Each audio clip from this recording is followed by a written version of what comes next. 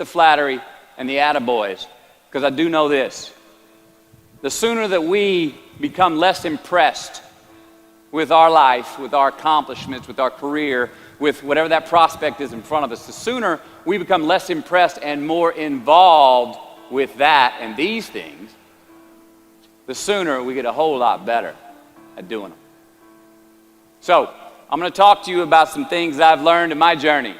Most from experience, some of them I heard in passing, many of them I'm still practicing, but all of them I do believe are true. Now, they may be truths to me, but don't think that that makes them mine, because you cannot own a truth. So please think of these as signposts, approaches, paradigms that give some science to satisfaction. They're yours to steal, they're yours to share, liken to your own lives, to personally apply in your own lives, in your own way, should you choose to. So, here we go. Number one, life's not easy. Life is not easy. It is not. Don't try to make it that way. Life's not fair. It never was. It isn't now, and it won't ever be. Do not fall into the trap, the entitlement trap, of feeling like you're a victim. You are not. Get over it and get on with it. And yes, most things are more rewarding when you break a sweat to get them. Number two, I love this one. Unbelievable is the stupidest word in the dictionary. Should never come out of our mouths. Think about it. To say, oh wow, what an unbelievable play. It was an unbelievable book, an unbelievable film, an unbelievable act of courage. Really? It may be spectacular, it may be phenomenal, most excellent or outstanding, but unbelievable? Give others and yourself more credit. It just happened. You witnessed it. You just did it. Believe it. What about the other side of unbelievable?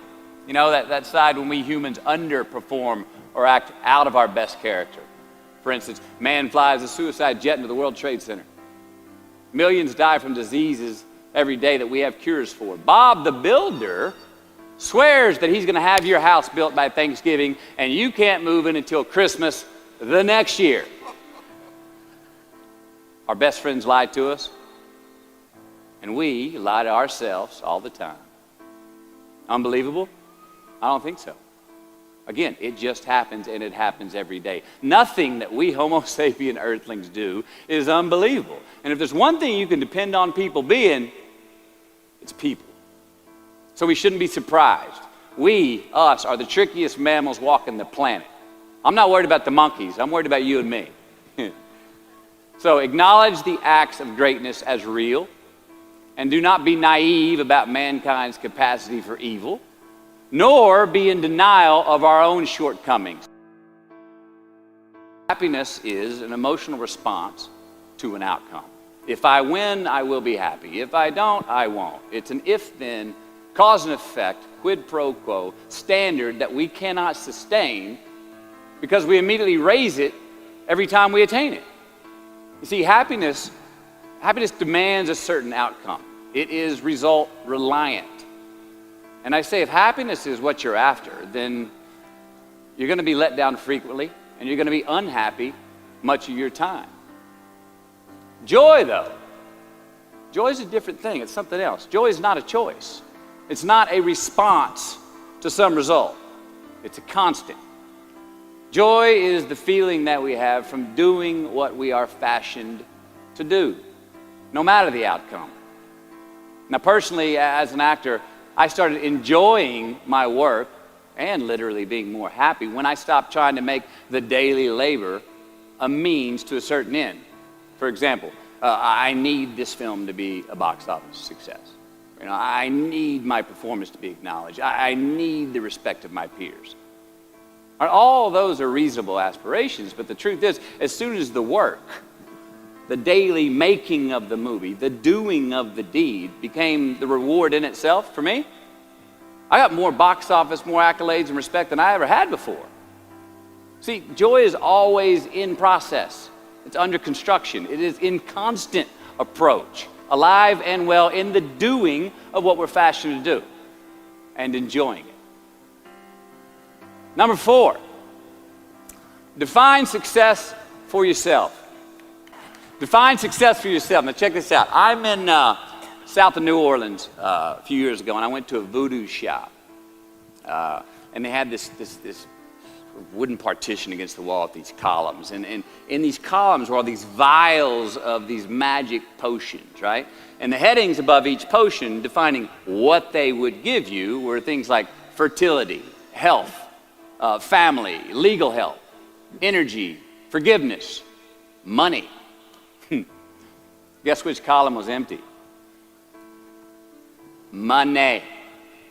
Let's admit it.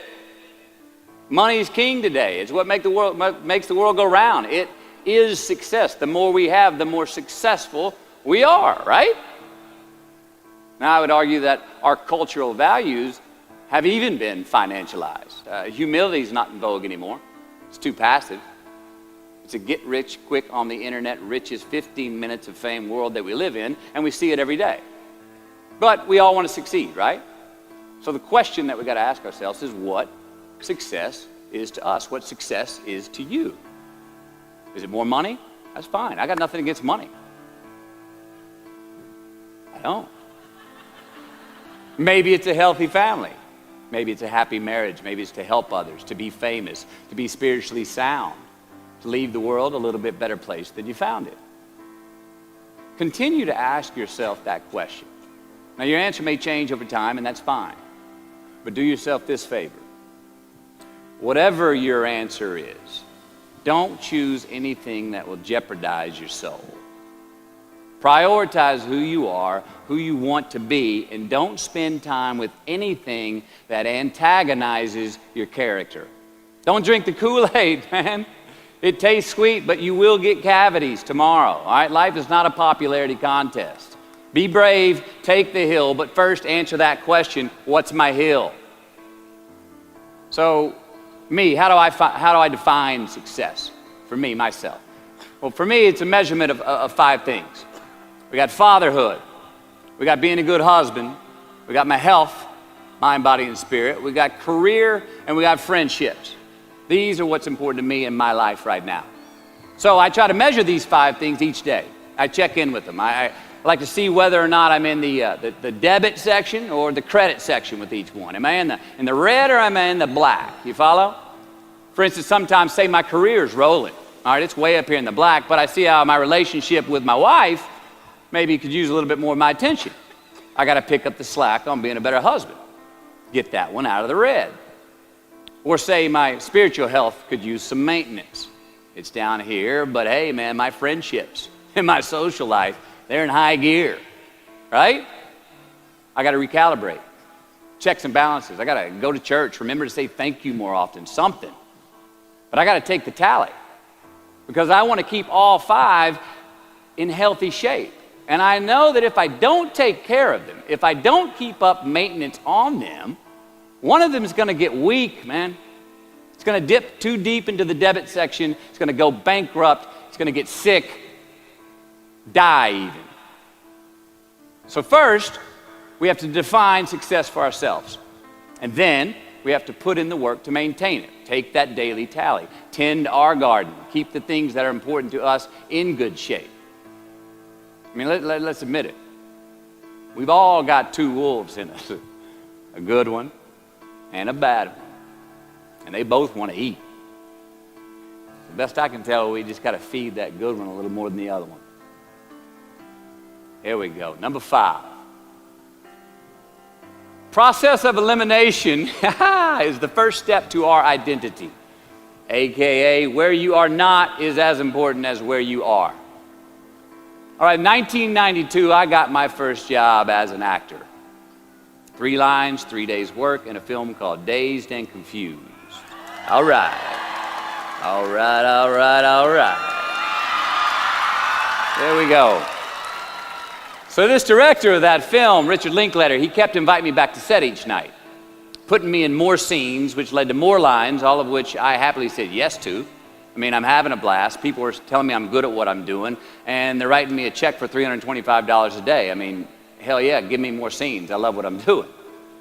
Well, by the end of the shoot, by the end of the film, those 3 lines had turned into over 3 weeks' work, And it was mine. It was Wooderson's 1970 Chevelle that we went to go get Aerosmith tickets in, man.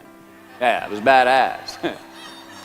Well, a few years ago, I'm watching this film again, and I noticed two scenes that I really shouldn't have been in. In one of these scenes, my character Wooderson, I exit screen left to head somewhere, and then I re-enter the screen and to double check if any of the other characters wanted to go with me. Now, in rewatching the film, and you'll agree if you know Wooderson, Wooderson's not a guy who would ever say, later, and then come back to see if you were sure you didn't want to go. Now, when Wooderson leaves, Wooderson is gone. He does not stutter, step, flinch, rewind, ask twice, or solicit. You know what I'm talking about. Wooderson has better things to do, like liking those high school girls, man, because I get older and they stay the same age. My point is, I should not have been in that scene. Shouldn't have come back. Should have exited screen left and never come back. But back then, making my first film, getting invited back to the set, cashing that check and having a ball, I wanted more screen time. I wanted to be in the scene longer and more and come back into the scene, right? But I shouldn't have been there. Wooderson shouldn't have been there. It is just as important where we are not as it is where we are. Look, the first step that leads to our identity in life is usually not, I know who I am, I know who I am. That's not the first step. The first step's usually, I know who I am not. Process of elimination. Defining ourselves by what we are not is the first step that leads us to really knowing who we are. You know that group of friends that you hang out with that they really might not bring out the best in you? You know, they gossip too much, or they're kind of shady. They really aren't going to be there for you in a pinch. Or how about that bar that we keep going to that we always seem to have the worst hangover from? Or that computer screen, right? That computer screen that keeps giving us an excuse not to get out of the house and engage with the world and get some real human interaction. Or how about that food that we keep eating, the stuff that tastes so good going down, it makes us feel like crap the next week, when we feel lethargic and we keep putting on weight? Well, those people, those places, those things, stop giving them your time and energy. Just don't go there. I mean, put them down.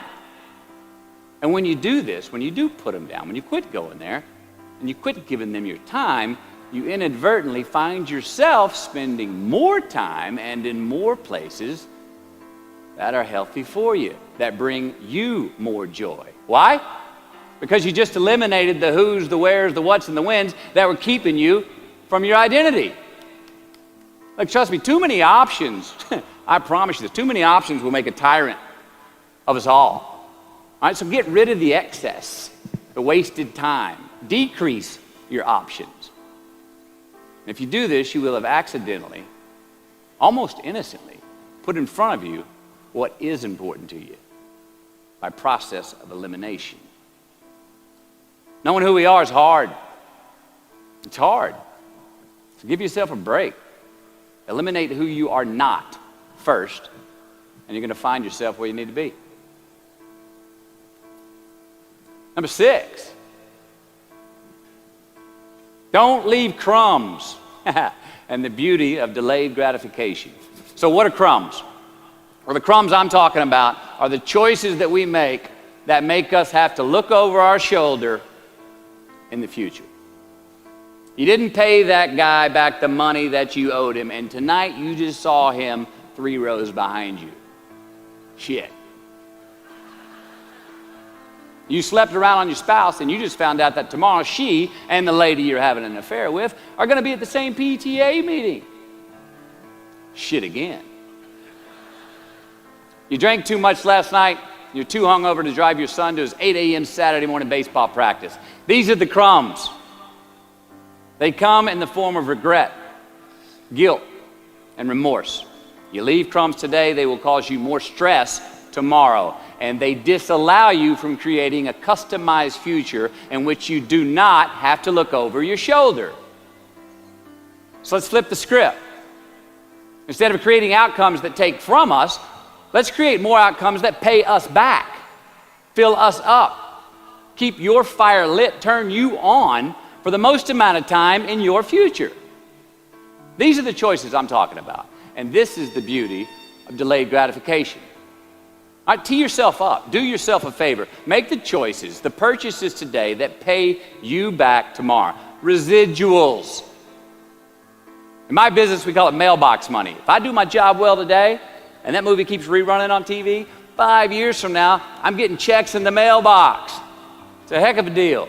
So whether it's prepping the coffee maker the night before, so all you got to do is press the button in the morning, or getting ready for the job interview early so you don't have to cram the night before, or choosing not to hook up with that married woman because you know you're going to feel horrible about it tomorrow, and her husband carries a gun, or paying your debts on time so that when you do see that guy 3 rows back tonight, you don't have to hunker down in your seat hoping that he don't see you. Get some ROI. You know what that is? Return on investment. Your investment. You.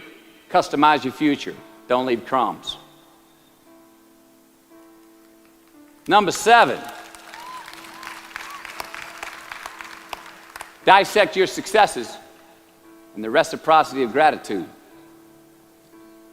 We so often focus on failure, don't we? When we study failure, we get obsessed with failure. We dissect failure and our failures. We dissect them so much we end up intoxicated with them to the point of disillusion. I mean, when do we write in our diary? Usually when we're depressed. What do we gossip about? Other people's flaws and limitations. And we can dissect ourselves into self-loathing if we're not careful. I find that most of the times our obsession with what is wrong just ends up breeding more wrong, more failure. Now, the easiest way to dissect success is through gratitude. Giving thanks for that which we do have, for what is working. Appreciating the simple things we sometimes take for granted. We give thanks for these things, and that gratitude reciprocates, creating more to be thankful for. It's really simple, and it works. Now, I'm not saying be in denial of your failures. No, we can learn from them too, but only if we look at them constructively, as a means to reveal what we are good at, what we can get better at, what we do succeed at. Now, personally, I've read a whole lot of my bad reviews. All right? I've had quite a few. Written by the more talented critics, they are the ones who give constructive bad reviews. They reveal to me what did translate in my work, what came across, what was seen, or what wasn't. Now, I don't obsess on the unfavorable aspect of their review, but I do seek what I can learn from it. Because their displeasure actually uncovers and makes more apparent what I do well, what I am successful at, and then I dissect that. All right, life's a verb. We try our best, we don't always do our best. Well, architecture is a verb as well. Yes, it is. And since we are the architects of our own lives, let's study the habits, the practices, the routines that we have that lead to and feed our success, our joy, our honest pain, our laughter, our earned tears. Let's dissect that and give thanks for those things. And when we do that, guess what happens? We get better at them, and we have more to dissect. Number 8, make voluntary obligations. All right, mom and dad, since we were young, they teach us things as children. Teachers, mentors, the government, and on laws, they all give us guidelines for which to navigate this life. Rules to abide by in the name of accountability. I'm not talking about those obligations. I'm talking about the ones that we make with ourselves, with our God, with our own consciousness. I'm talking about the you versus you obligations. We have to have them. Now, again, these are not societal laws and expectations that we acknowledge and endow for anyone other than ourselves. These are faith-based obligations that we make on our own. These are not the lowered insurance rates for a good driving record. You will not be fined or put in jail if you do not gratify these obligations I speak of. No one else governs these but you. They are your secrets with yourself, your own private counsel, personal protocols. And while nobody throws you a party when you abide by them, no one's going to arrest you when you break them either, except yourself. Or some cops who got a disturbing the peace call at 2:30 in the morning because you were playing bongos in your birthday suit. That was me.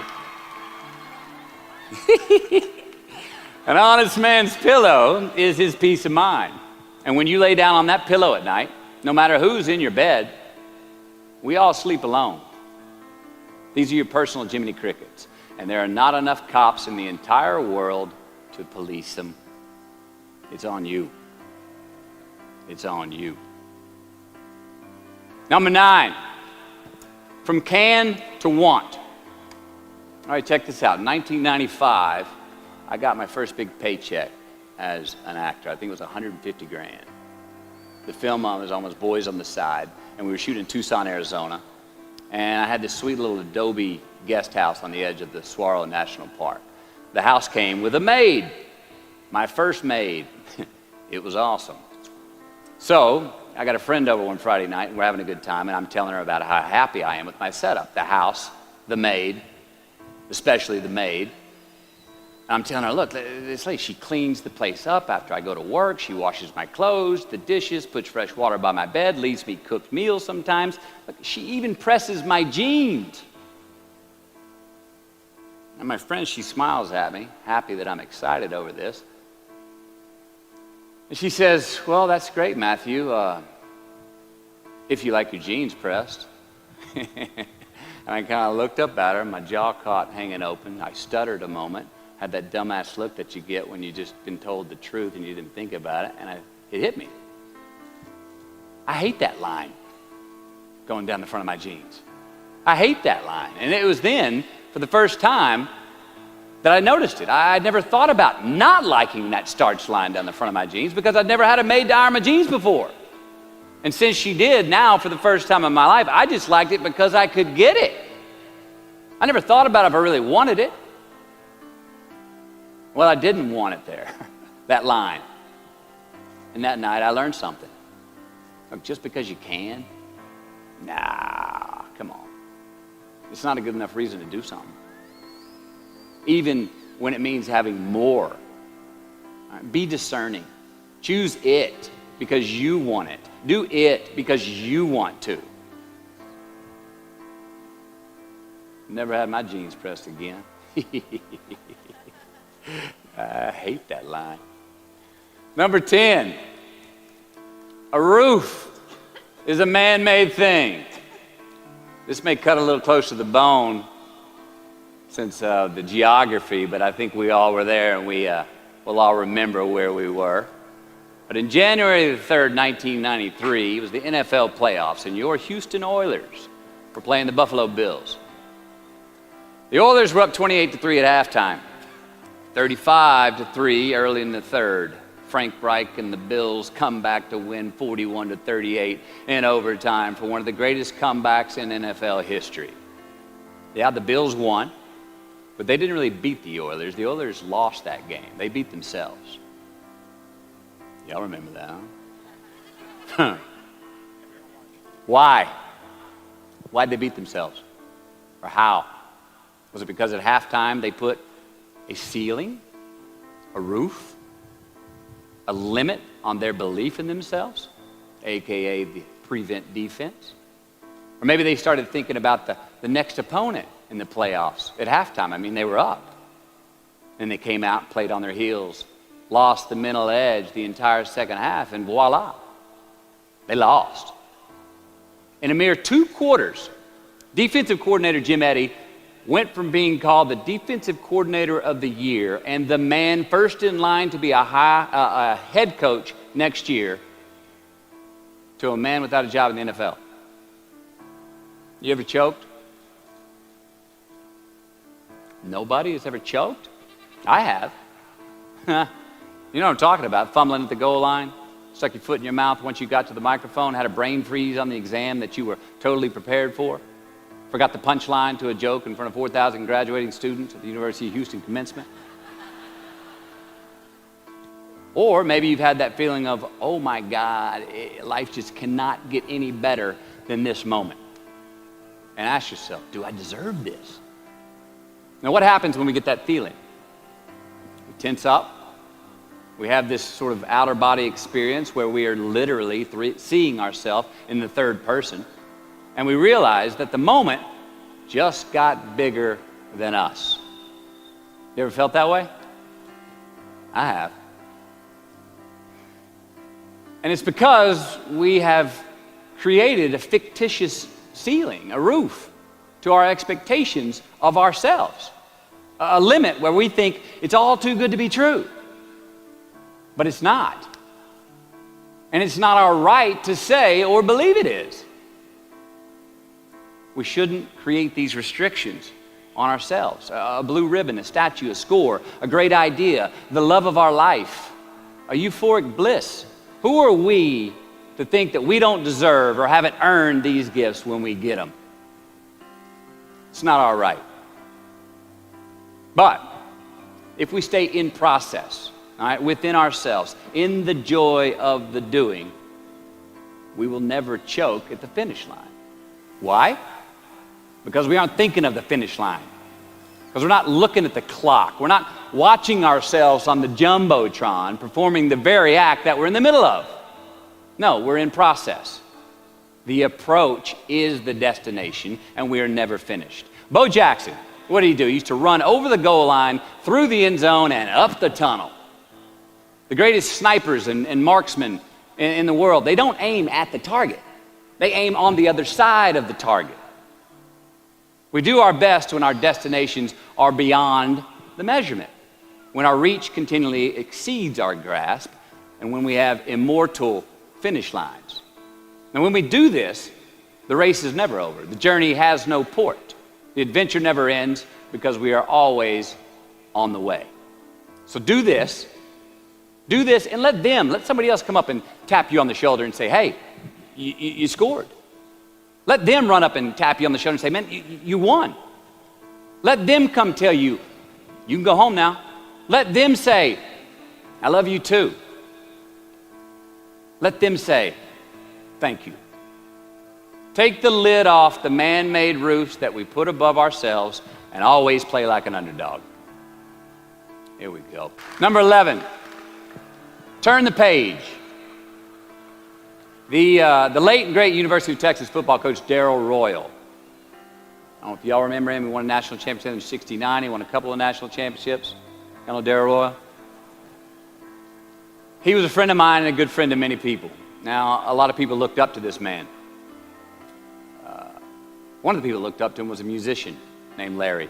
Now, at this time in his life, Larry was in the prime of his country music career. He had #1 hits, and his life was rolling. And he had picked up a bad habit of snorting the white stuff somewhere along the line. And at one particular party, after a bathroom break, Larry went confidently up to his mentor, Darrell, and he started telling him a story. Coach Royal listened, as he always had. And when Larry finished his story and was about to walk away, Coach Royal put a gentle hand on his shoulder, and he very discreetly said, hey, Larry, you got something on your nose there, bud. Well, Larry immediately hurried to the bathroom mirror where he saw some of the white powder that he hadn't cleaned off his nose. He was ashamed. He was embarrassed. As much because he felt so disrespectful to Coach Royal, and as much because he'd obviously gotten too comfortable with the drug to even hide it as well as he should. Well, the next day, Larry went to Coach's house. He rang the doorbell. Coach answered, and he said, Coach, I need to talk to you. Darrell said, sure, come on in. Larry confessed. He purged his sins to Coach. He told him how embarrassed he was and how he had lost his way in the midst of all this fame and fortune. And towards the end of an hour, Larry, who was in tears, he asked Coach, he said, Coach, what do you think I should do?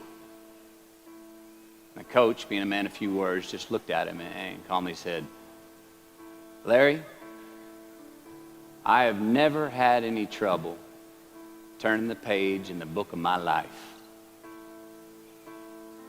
Larry got sober that day, and he's been sober for the last 40 years. You ever get in a rut? You know what I'm talking about? You get in a funk? You get stuck on the merry-go-round of a bad habit? I have. Look, we're going to make mistakes. You got to own them. Then you got to make amends. And then you got to move on. Guilt and regret kills many a man before their time. So turn the page, get off the ride. You are the author of the book of your life. Turn that page. Number 12, give your obstacles credit. You know those no fear t-shirts that were out? I don't know. People used to wear them 10 years ago, no fear. You may remember those, or it's just me? I saw them everywhere. All right. I don't get them, and I never did. I mean, I try to scare myself at least once a day. I mean, I get butterflies every morning before I go to work.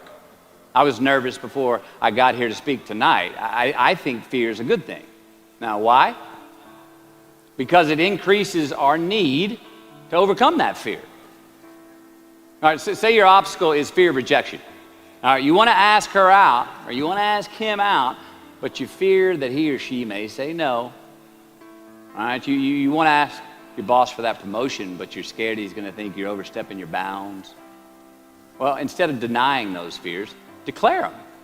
Say the fear out loud. Admit it. Give them the credit they deserve.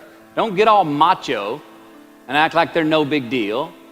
And don't get paralyzed by denying that they exist and therefore abandoning your need to overcome them. I mean, I'd even subscribe to the belief that we're all destined to have to do the thing that we fear the most anyway, at some point. So give your obstacles credit, and you will, 1, find the courage to overcome them, or you will, 2, see more clearly that they're not really worth prevailing over. So be brave, have courage, and when you do, you get stronger, you get more aware, you get more respectful of yourself and that which you fear. Number 13. So how do we know when we cross the truth? 13. Someone was asking, why did I pick 13? That's an unlucky number. Well, I don't know when 13 got the bad rap and became the mongrel of numerology. It's never done me wrong, 13. In fact, 13 has been a pretty lucky number for me, and I want to tell you how. I've always taken these 21-day trips by myself to far-off places where I usually don't know the language and nobody knows my name. They're adventures, one, but they're also a purge. All right, they're a cleanse for me. They're like a 21-day fast from attention, from all the things I have in my well-appointed life. They're a check out so I can check in with me, see how I'm doing, be forced to be my own and my only company, to have a look in my mirror. And we all know what can happen when we do that. Sometimes we do not like what we see. Well, in 1996, right after I got famous from a film I did called A Time to Kill, I headed out on one of these 21-day walkabouts, and this time to the jungles and the mountains of Peru. The sudden fame that I just gotten was somewhat unbalancing. My face was everywhere. Everyone wanted a piece of me. People I'd never met were swearing that they loved me. Everywhere I went, there I was on a billboard, a magazine cover. It was just weird overall. You know, I was asking myself, what's the reality in this and what's the bullshit? Did I deserve all this? These were all questions I was asking myself. Well, who was I was another. Now, there's always an initiation period with these trips, an amount of time that it takes for the place to initiate the traveler, the time it takes to disconnect from the world we just left and become completely present in the one we are traveling in. Now, for me, that initiation period usually lasts about 13 days. 13 hellish days until I am out of my own way. Well, it was the night of the 12th day of my 21-day trip. I'm settling into camp. I'd already hiked 80 miles to this point, and I had a 3-day trek ahead of me to Machu Picchu. And I was full on sick of myself, wrestling with the loss of my anonymity. I was guilt-ridden for sins of my past. I had a lot of regret. I was lonely, disgusted with my company. mine. Grappling with these demons on this night, I couldn't sleep. All of these badges and banners and expectations and anxieties that I was carrying with me, I needed to free myself from them.